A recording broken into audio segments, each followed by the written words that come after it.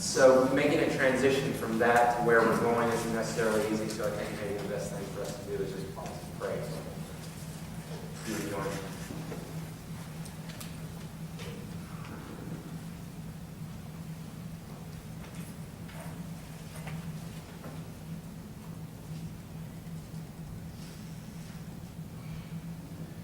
Would with the time that remains, Lord, would you use your word to speak to our hearts?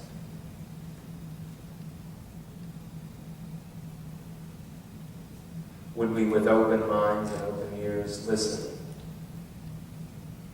And would we hear what it is that you have for us today? We thank you for what has already transpired this morning, and for what is to come. We ask you to meet us in the place of each of our deepest needs.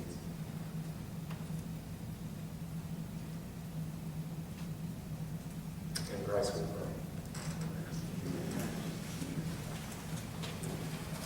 How many of you guys, by a show of hands, would say that you are 100% content with the way that the world is around you? You are 100% content with everything that's going on. Well, why not?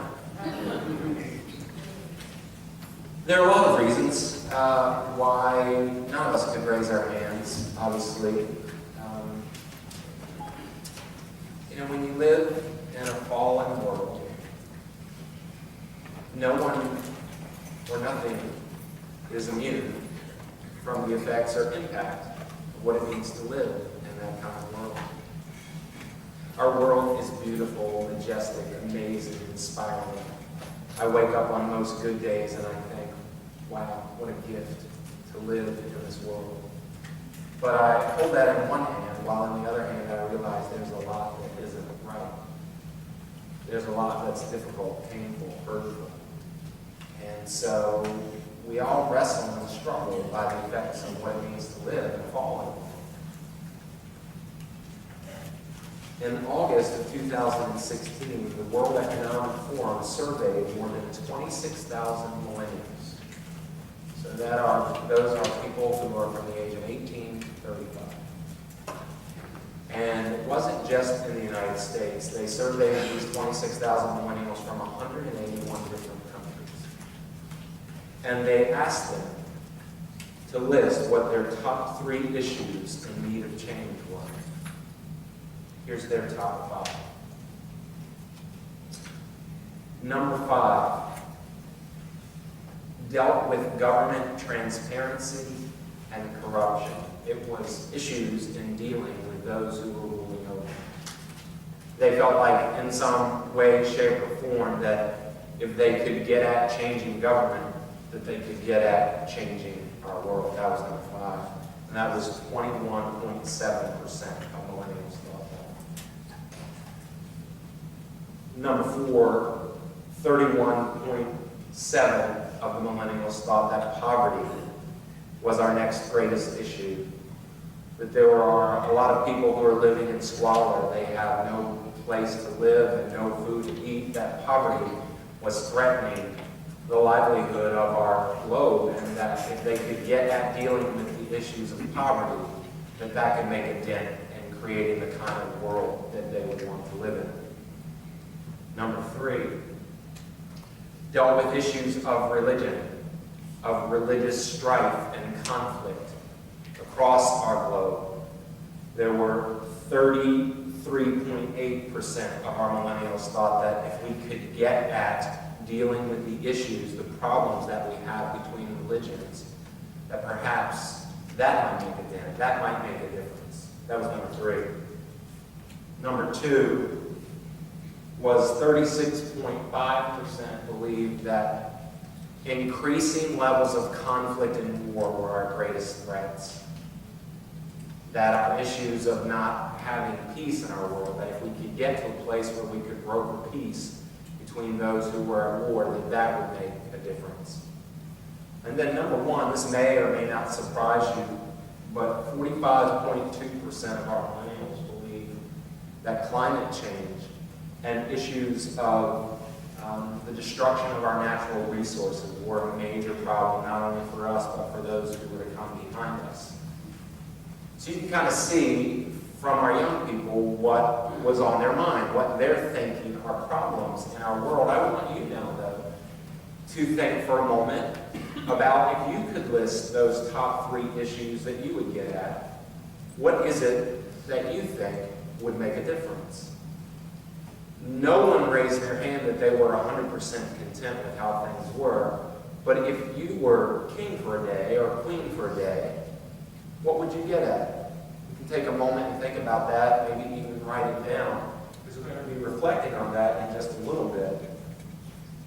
But I want you to think about what are the issues that are troubling you the most and that are in most need of attention.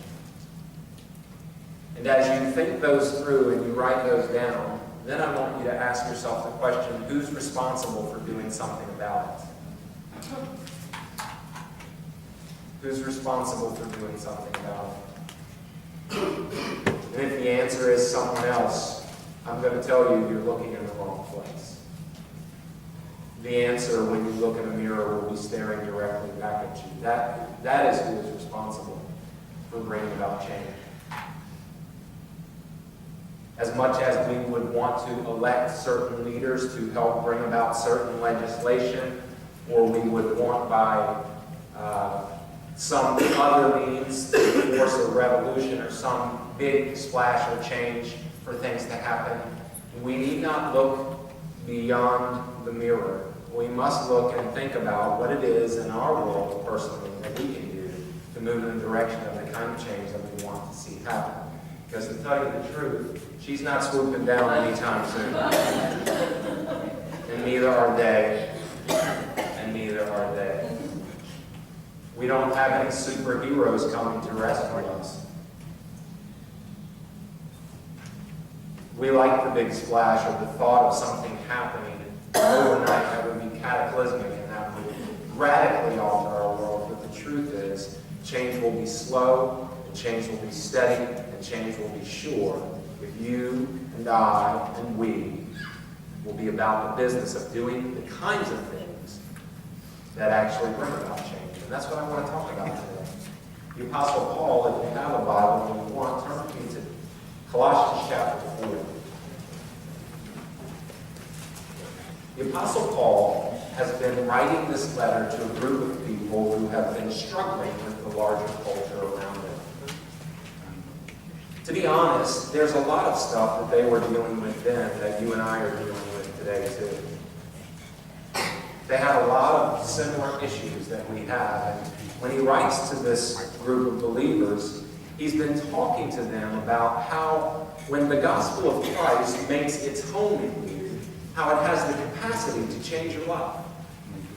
It can take you from being an angry, pessimistic, cynical, judgmental person, and it can turn you into someone who is hopeful and peaceful and kind and gentle and loving. It has the capacity, when the gospel of Christ lives in you, to change you from the inside out. And that's what he said in the beginning. And then as he moved through the letter, he said, but it's not just you that it changes. He said it changes your relationships. In fact, the relationships that are most difficult to navigate, the ones in your own home. He said, when you are faithful to the gospel message that lives inside of you, you're going to become an extraordinary husband, wife, father, mother, even child. He said, there is no age or boundary by which this can't take hold in you and make a difference in your life. So from the inside out, it's going to change you, but it's also going to change the nature of your home life and your communal life. And if it's not, then you have to look at your life and listen and say, what's happening that my life, my family's life, my community's life isn't being transformed into the image and likeness of Christ? What's blocking that? Well, in this last chapter, he says, it's not just about you and your family and your community. He said, actually, if the gospel of Christ finds its home in you, you actually can be a world changer. You can change the world. And that's what I was getting at earlier with my illustration. Look no further than the mirror to understand who it is that's going to do something about the problems you feel plague our earth. And if you're unwilling to do it, don't think that somebody else is going to come in your stead and do it. It's you.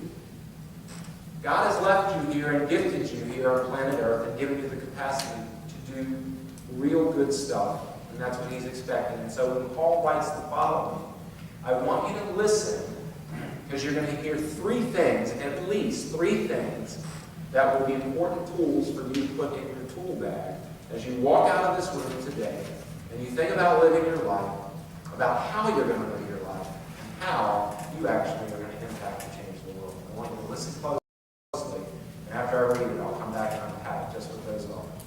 Colossians chapter 4, beginning in verse 2. Devote yourselves to prayer with an alert mind and a thankful heart. Pray for us, too, that God will give us many opportunities to speak about his mysterious plan concerning Christ. That is why I am here in chains. Pray that I will proclaim this message as clearly as I should. Live wisely among those who are not believers and make the most of every opportunity. Let your conversation be gracious and attractive so that you will have the right response for everyone. Tool number one is prayer. Now, when he says this, he doesn't just mean any old prayer. He begins by saying, I need you to devote yourself, commit yourself, persist, prevail in prayer. Not just when you feel like it, not just when it's easy, not just when you're in a good space. I need you to devote yourself to prayer. Would that we do that? Now, I want you, as you hear that, I want you to think to yourself, am I devoted to prayer every day?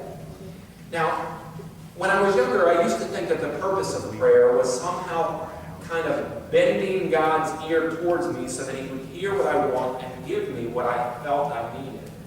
Right? That's not the kind of prayer I'm talking about. Prayer is that connection that we have. It's talking, it's listening, but it's aligning our lives with the good purposes of God so that in union with God we can live out his purposes for our lives. And we can only know what God has for us if we devote ourselves to this practice of prayer. If I go when I feel like it, or when it behooves me, or when there's an emergency or something like that, that is not going to help me align my life with God. Paul is saying it is centrally important that you devote yourself. Now, we devote ourselves to lots of things. But I just want you to ask yourself today, as you're thinking about it, am I devoted to prayer? Am I devoted to aligning my life with God's good purposes? Or do I just walk around and hope that I'll walk through the right door, that God will bless this if I ask him part of it? Right? The idea is we won't have to question, we won't have to guess. When we've devoted, when we've committed ourselves to prayer, we will know that. And then he says, but as you devote yourself, do so with a watchful and an alert mind. Right? So the picture is of a guard who is on duty, a sentry, who is walking and watching for any threat or any danger or any problem or any issue. Keep alert. Don't grow weary. Don't fall asleep. When you're devoted and committed to prayer, you are watchful. And then he says, you're not only watchful, like nervous, because a lot of us, when we're watchful, we can be nervous, right? We can be worried. We can be afraid of what's going to happen. It's not what he says. He says, be watchful, and then what else does he say? And be what? That's coming. What else does he say about prayer? Thankful heart. Thankful. Now, Paul, when he writes this, is where? He's in chains. He's in prison in chains. So how can this dude, who's telling me to be devoted to prayer and watchful, I get that part, but thankful? For what? He's in jail for what reason? For preaching the gospel. For preaching that very same gospel of Christ. So he could easily say, I did this for you, and now this for me. That's a fine way to show me how much you appreciate my devotion. I'm in jail. What's up with that? He says, no. Be devoted to prayer, be alert in all places, and be thankful. Why? Because when you've aligned your life with God and you're living out of the purposes He has for you, you can trust that wherever it is that you are, He is there, and that He is with you, and that He is for you, and He's going to bring you into and through every circumstance you face. So I don't have to freak out. I don't have to panic. I don't have to be depressed. I don't have to be stressed. I don't even have to ask Him to get me out of here. Because when Paul says, after he says, this is your first tool, prayer, be devoted to prayer and alert and thankful, what does he say? He doesn't say, pray that I can get out of here. What does he say? He says, pray that there would be more opportunities for me to share what got me in here in the first place. Is that insane? It's crazy, right? It's crazy good. He's committed in such a way that he's willing to give his life. Why? Because he believes that if he gives his life for this, that it has the capacity to change the world. So you only give yourself to things like that if you believe that it actually has the opportunity and the ability to impact people beyond yourself. You're not just living for yourself anymore. This isn't just a world that revolves around you. You're thinking about other people, and you're thinking, if just one more person could hear this gospel message that transforms them from the inside out, that changes their families, that has the capacity to change their communities, then I'm where I need to be. But just pray that I would get an opportunity to keep sharing this. Because one more person needs to do it.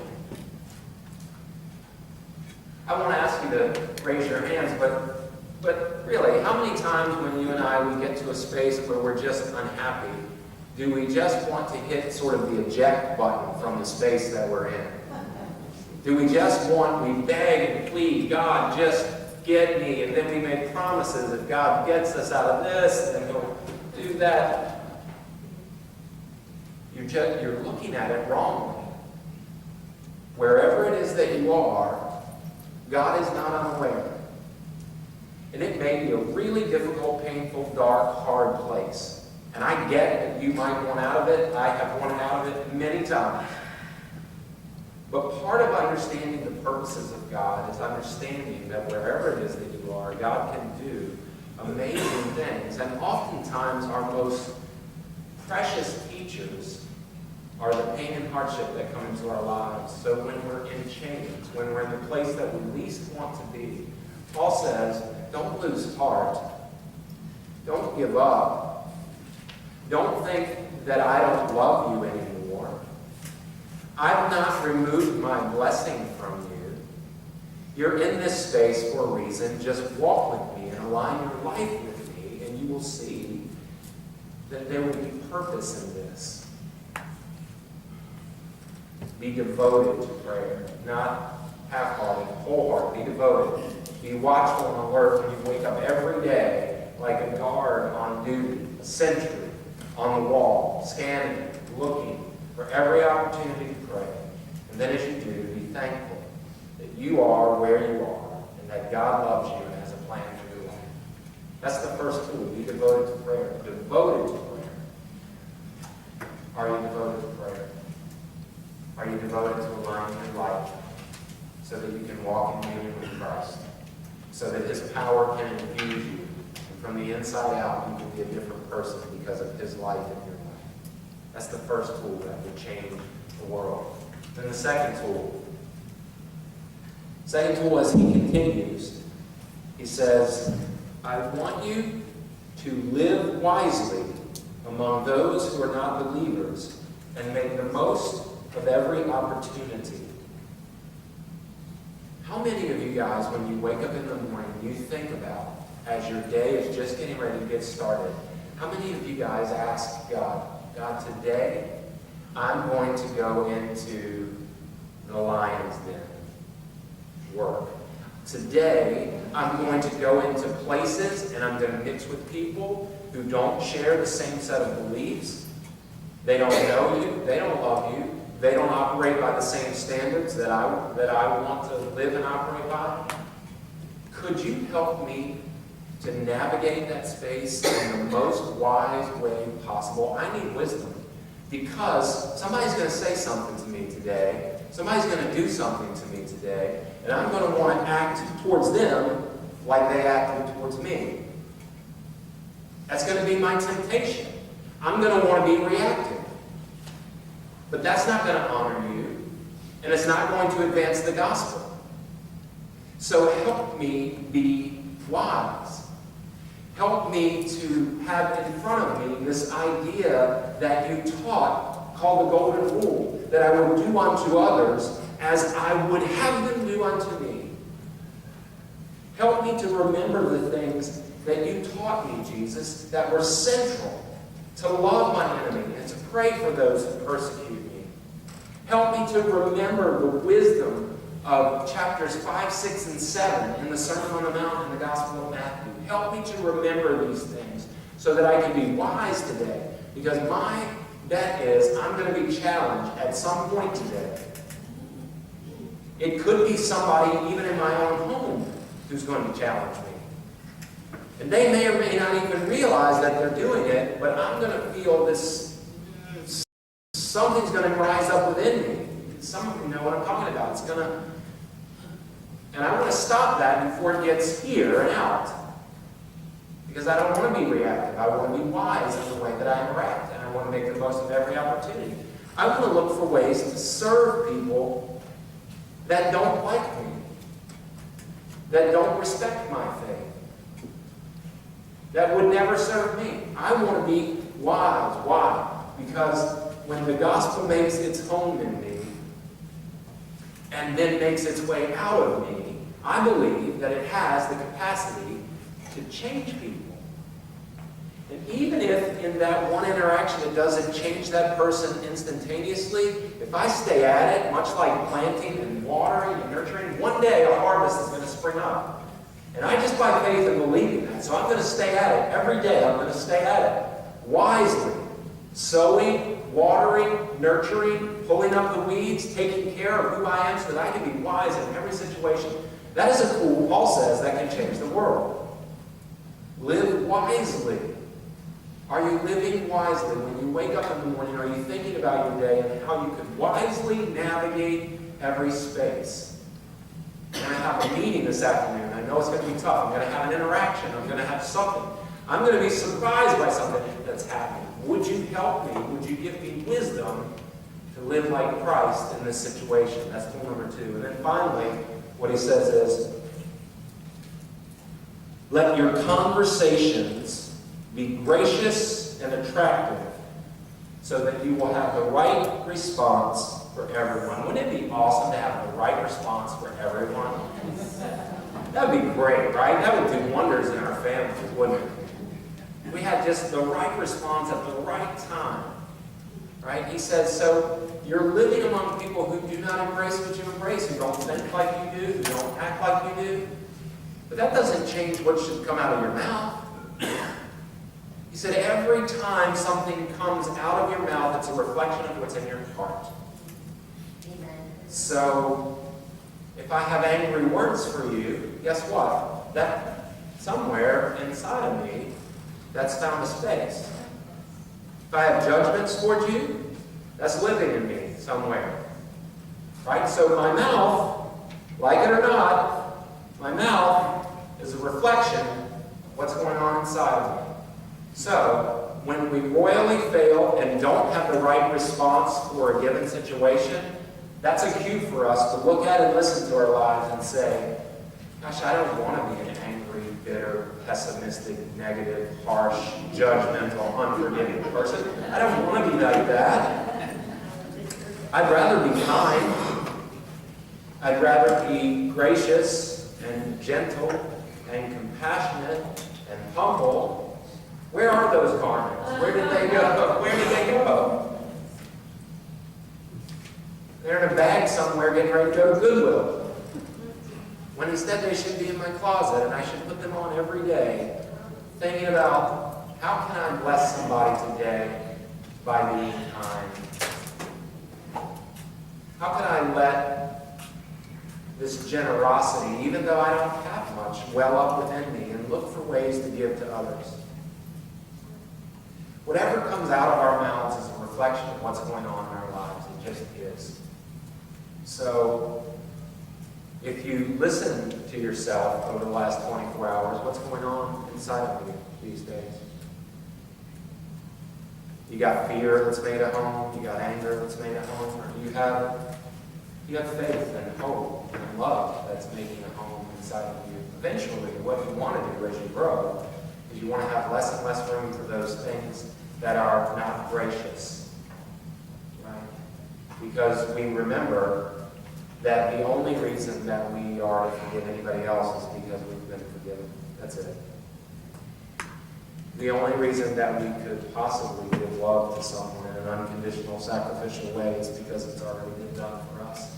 And we draw from the well of that reservoir. We don't have it, we can't give it.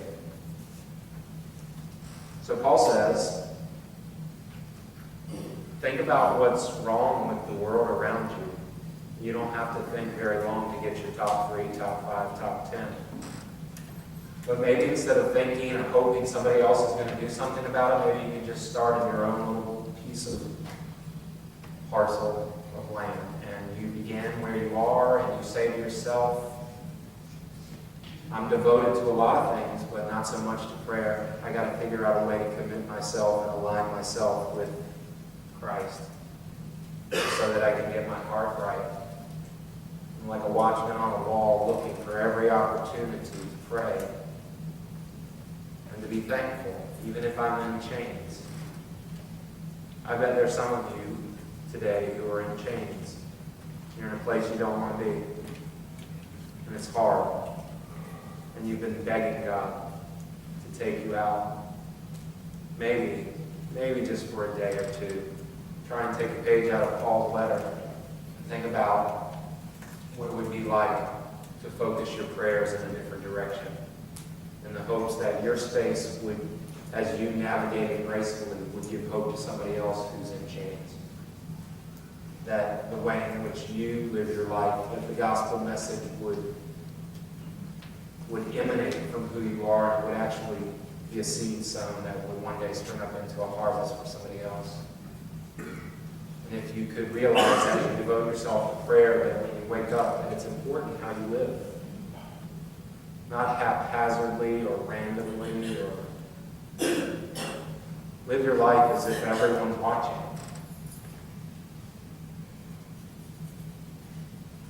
Dads, moms, kids, live your lives as if the people who you most want to impress are listening, are looking, are watching. Live wisely.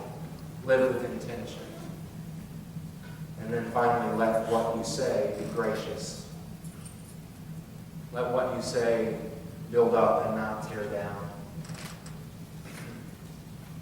You know, it's one thing for people who don't aspire to living out the gospel message, who aren't people of faith. It's one thing for them to live according to a different ethic, but you and I, we should never, with our words, ever tear anyone down. Ever. There's no place, ever. Even the people who most hurt us, our enemies, our words, they're so powerful. Let your words only be gracious, generous, kind. Paul says if you do that, well, then you're going to have the capacity to change the world. Prayer, devotion to prayer, living wisely, and speaking graciously. These are all things that I don't have to get a better education and I don't need more money and more possessions to attain. We all have the capacity to do those three things, and if we do, then I think everyone's going to be better for it. It's going to be a win for our world. Even if just this group started that, it'd be a win for our world. Amen? Let's be committed to that, as Paul told the Colossian believers to do the same. Let's pray.